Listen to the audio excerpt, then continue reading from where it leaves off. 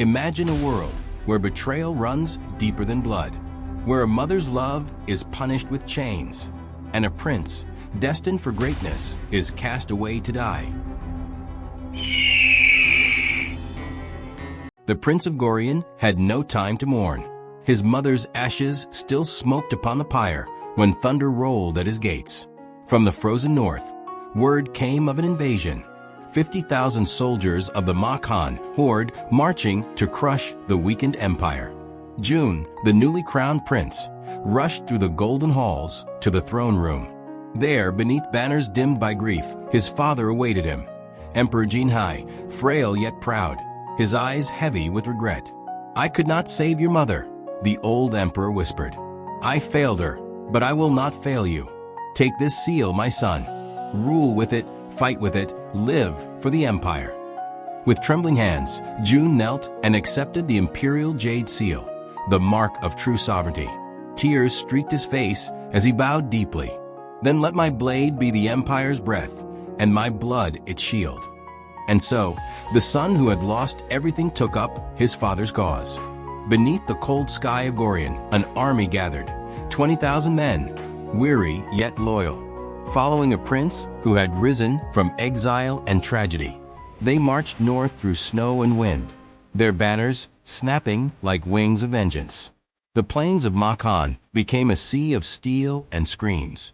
50,000 came to break the back of Gorian, but against them rode a prince with nothing left to lose. June's mind became the empire's sword. He struck where the enemy was weakest, ambushing their camps, burning their food, leading feigned retreats that turned to slaughter. For 7 days, the battlefield burned like a forge.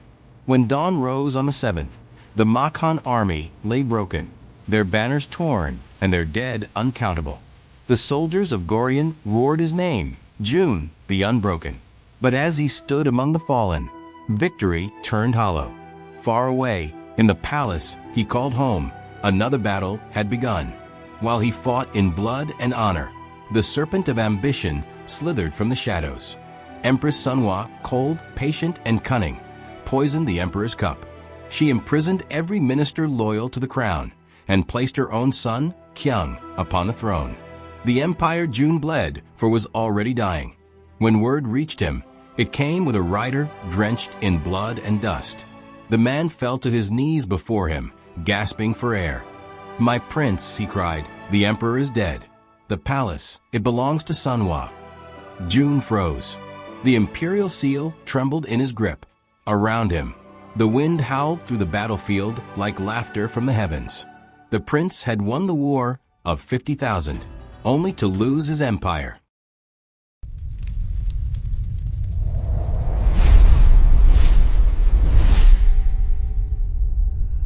June rode through storm and shadow back to the capital, his heart heavy with grief and fire. The gates of Gorian, once open to him, now glared with spears and silence. The empire's golden halls, his home, reeked of betrayal. Within the dungeons, his most loyal ministers and generals languished in chains. Even he was captured, bound by his stepmother's guards, until a handful of loyalists risked everything to set him free under the cover of night. The Prince of Gorian had returned, and he would take back what was stolen. Through fire and steel, June and his followers stormed the palace. But Sunhwa's throne was protected not by armies, but by death itself. Her assassins, silent, masked, cloaked in black, awaited him in the courtyards and corridors. They struck from shadows, their blades whispering through the air like curses. June met them with fury unmatched. Every strike was for his mother, every cut for his father's honor. He moved like lightning, relentless, unyielding, unstoppable. When the last assassin fell, June pushed open the great doors of the throne room. There, standing before the golden dais, was Kyung, Sunhwa's son, sword gleaming in the dim light. "You were never meant to rule," Kyung snarled. "The empire is mine." June raised his blade. "Then prove it." Their clash echoed through the palace. Steel met steel, each strike fueled by rage and legacy. To the watching guards, it was as if two storms had collided.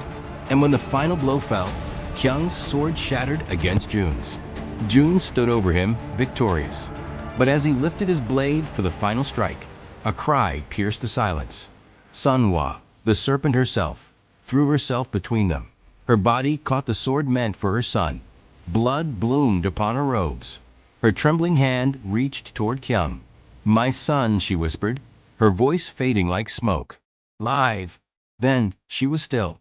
Kyung fell to his knees, cradling her lifeless body, his screams echoing through the hollow halls.